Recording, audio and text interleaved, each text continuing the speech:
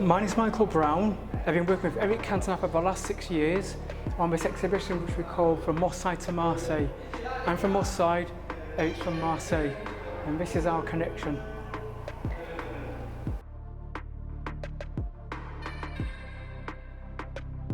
So this is the first painting I did in 1996 and completed in 1997. I started it without his knowledge, and when he realised I was doing the painting, he came into a bar where I was working at the time, and in called Barston, Castlefield, and he saw me doing the work. I just got the outlining. From that point on, we bonded a relationship because he liked the painting, he liked my style, and he decided he was going to be part of it.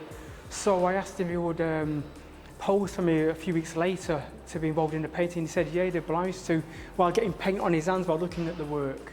So therefore, we kind of set up to basically get him in here, into the bar I was working in, and get his foot on a stool and holding a brush, a sweeping brush. And as a consequence of that, we took loads of photos of him with his pose. I got details of his feet, of his hands, of his expression, his face, full on, side on. I did prep drawings from the side, which is in the museum as well. And we proceeded from there. He organised for us to bring in some younger players, as you can see here, from the Fergie fledglings.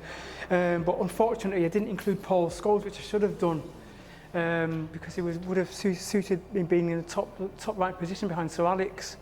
So yeah, I went on to painting for 10 months, and Eric and I were talking throughout the work, and he liked the progress.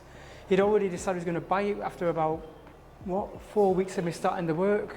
It was a good idea I hadn't seen done before, so I thought I would use Bible stories, morals and ethics in terms of modern media, judge and jury, looking at the publicity around famous people. So I kind of re-established this link between the Bible themes of resurrection, but also the issue of Eric Cantona and his career, resurrecting his career. So there's a double layer and a double meaning in the work.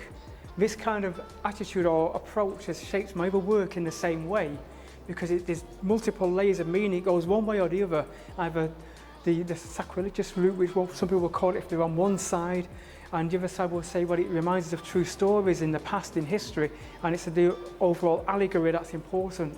All the paintings that I have in the exhibition were preceded, following from this, with a similar theme of two opposing views. But when you look at the clock, the answers come forth with each work and in real life.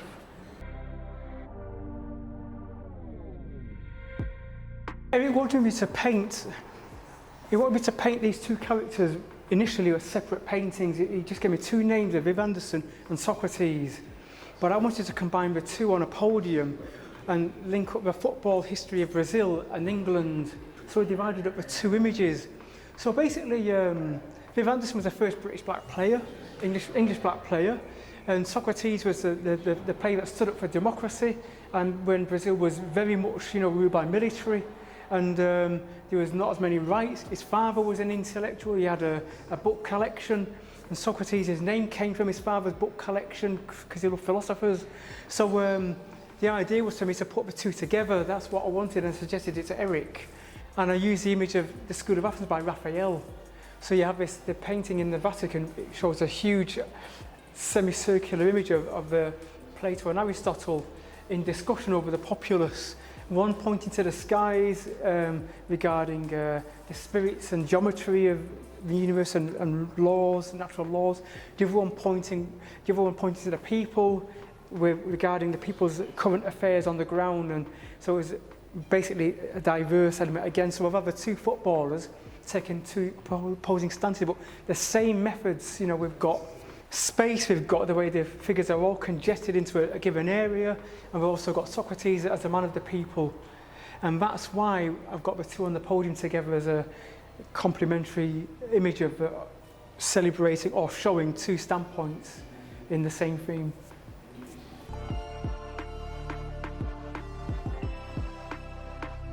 This is the story of Carlos Caselli and his mother, especially with his mother during the coup in Chile with Pinochet. It's a fascinating story because it's very cruel, but it shows the relationship of a footballer, a sportsman with his own mother. And you don't often see the relationship of a sportsman or a famous person with his mother in a work. And she was literally interrogated by Pinochet's army during the takeover, during the American influence takeover of Chile. In this whole scene here is set up in the old town hall where Allende would govern from, and he was assassinated in a palace across the way. Well, basically we have on the left the images of the Chicago school, who were Chileans who were educated in America, in Chicago, under the influence of Milton Friedman, and then the Kissinger and Nixon intervened to influence Chile's economy in a negative way, to such a degree that the country was crumbling under its new socialist government at the time. So because of this, we had this scenario of the military rising, all calculated by the US at the time to try and remove a communist country or socialist country from within its region. And therefore we have this image of Carlos Caselli with his mother, who was interrogated, and it's almost like a procession of prisoners led into the room for interrogation, while Pinochet looks in the tray of wanted figures and figures who had gone missing under interrogation, etc. Because many of them were murdered in the football stadium as well, in Chile, the national stadium, or there was a caravan of torture going up and down the country looking for, socialists. So this story tells this situation in a broader image of the American government influences and ideologies, and then the socialist ideology on the right with a Russian symbol of statues, etc. And then we've got this liberty figure of casting judgment and escaping prosecution hanging over the heads of the military. So that basically is the image of the painting. And at the front here we've got this all-seeing eye in the room that is a kind of bearing witness to these events, and especially for the weak and people without a voice. And it all shows how these things unfold in the same room under the influence of powerful political figures. Eric Cantona knows Caselli very well, and he's got a superb history of famous figures who are politically active. And I knew very little about him, but Eric introduced me more about his life. And it's not known very much so outside of South America, but these things are all linked up in this exhibition with these characters, these figures. And basically the story needs to be echoed and repeated again and again to sort of bring emphasis to it publicly, so that everybody gets an idea of what's been going on. Because, you have these political events, but there's always sports people involved in it who are trapped by it or fighting against it, because all the people in this exhibition, the painted figures, are characters who fought against these political changes, and the sports figures as well. So it wasn't well known, and Eric brought it more to my light, and I'm bringing it more light, giving it more light to the public. So Caselli was very brave to, not ingratiate himself with Pinochet, especially during a national game, where Chile just threw that game away because it's a World Cup game. It is disgraceful when Chile's in such a situation at the time politically. So when anyone says that politics and sports don't mix, well, we do mix, because it shows it here, and in real life, of course.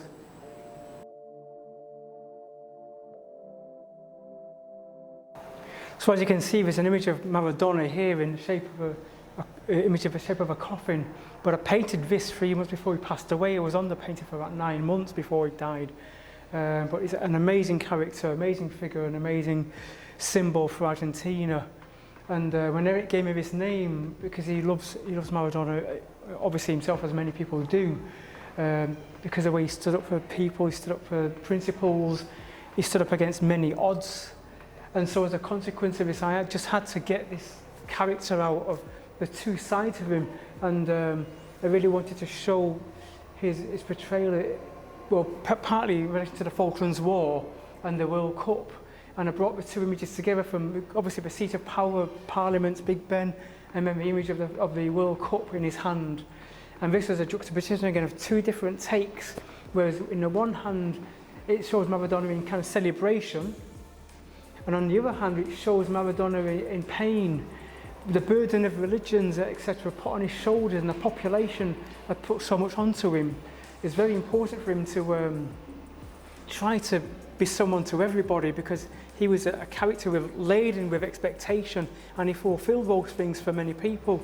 So what we have is here now is the image of him carrying this burden of his huge cross, or two crosses, and then in front of an image of Houses of Parliament or Big Ben, with the lots of coffins stacked up and lots of loss of life, There's fireworks in the background in the far distance, which either look like explosions or will look like celebrations of, for one perspective or the other perspective, which way you're looking at it. The cross is melting into tears, his tears, and some regards an Argentinian tears. There was lots of young troops lost in that war, and we have images here of even the Holy Lance with a Union Jack on it, but on the lance there's blood and also oil. So we've got images of money and loss of money. So you can see here there's money falling down, which would have looked like, even from another painting, as wood chips, wood shavings, as Jesus as a carpenter. So there is an image of a kind of Jesus-like pose here of a crucifixion. But what we have on the right is Margaret Thatcher with her shoes off in Houses of Parliament, in Downing Street. And on the left we've got Maradona in a wheelchair later in life. So this moment captures the moment he scored the goal, but the time on the clock when he scored his magical goal, not the controversial goal. And it shows a particular moment of his revenge. And we see these locusts flying around the painting, which are kind of, for me, like fodder, loss of life en masse. And there's all these coffins stacked up in the seat of power. They're all like cheap wooden coffins with Salvador Dali crucifix images in there. Again referencing loss of life and religion. He's a very complicated character, but when I've read his book and about his life, there's two characters. Obviously there was Diego, who was the youngster who was very gifted, and he was just a man himself with his family. Then there was the Maradona character, who was the one surrounded by controversy in his times in Italy, in Naples, etc., and his activities and the pressures on his life, and the times he got into trouble with the law, etc. So there was kind of a split personality going on, or two personalities of his persona, which he had to create separately so it wouldn't even destroy his personal life. So we have a complicated character here who had, to fit two roles. He has his family, the love of his family, and then the activities of people around him, and the swamping of fans around him, which almost suffocated him, and in his game. So yeah, this is the player, but there's also the sports personality, the figure of international interest, which the media, again playing judge and jury in a biblical way, were throwing aspersions at him left, right and centre and putting pressure on his life because he was so high profile. The media were following the public persona of him when he was famous in Naples. So he's a complicated character, but obviously people would say that's divisive, but it's how this exhibition is about how far you divide things to extremes, and I don't know if it's extremely divisive, but if you can call it that. Some people will say he is, but to me, he wasn't extremely divisive. But I think media coverage was trying to look for this extremism in his life and to make it more colourful and make it more newsworthy. So I find that the man himself just loved the game and loved his people and loved what Argentina meant to him.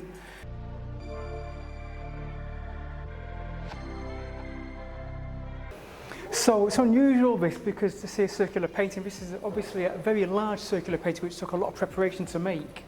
But we're looking at a panoramic view, or a view down on the country of Algeria, on events that took place in its history, political events. So trying to show different perspectives of emergencies and things fading away. We've got the north, where Algeria is, we've got the south, where the desert, we've got the west side, where there's a Christian cross on the back of a sword, and we've also got on the right side with Islamic influence. So we've seen here an image of all these figures rising into the foreground and peeling off, because this painting shows that it was occupied by the French as French colonialists at the time, and they were eventually forced out so Algeria could get its independence, and this war was going on for centuries. So what we have is a situation that shows the emergence of freedom fighters who were Jamilia Bouriard, forgive my pronunciation, was fighting for the independence of Algeria. We have historical figures in the past. She was a widow to a country. She's an example of a woman who's a widow to the country when she lost it in a traditional attire. We have on the west side, coming in from the desert, etc., we've got the Tuaregs coming in, fighting against occupation And then on the right side, we've got the influence of Islam that was influencing the politics in Algeria. And again, that was causing, civil war in the early 90s, late early 80s, early 90s. So we've got this situation of all these emergencies as life comes and peels off, and we've got significantly a footballer in here. There's a footballer in the centre of the painting. So you can see there's a reference here for the circularity of the work as well as a view looking down on it.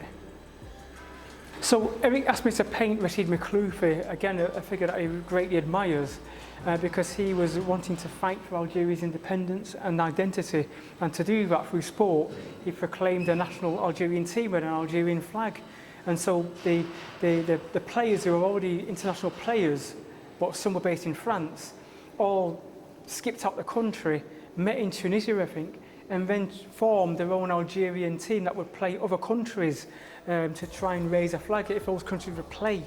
Some were blacklisted because they wouldn't play, international games, but we got a number of countries to participate as exhibition games for Algerian independence as a protest. So Rashid Makhloufi, along with 10 other footballers, one was captured, formed the team, and that's an image of him there at 4 o'clock coming forward with a corner flag with that identity on. But behind him we've got images of other Algerians. We've got Zidane there and Benzema carrying on to this day as Amizargue tribesmen from that Amizargue tradition in Algeria, with references to France but also references to Algerian heritage. So there's an influence there about loyalties.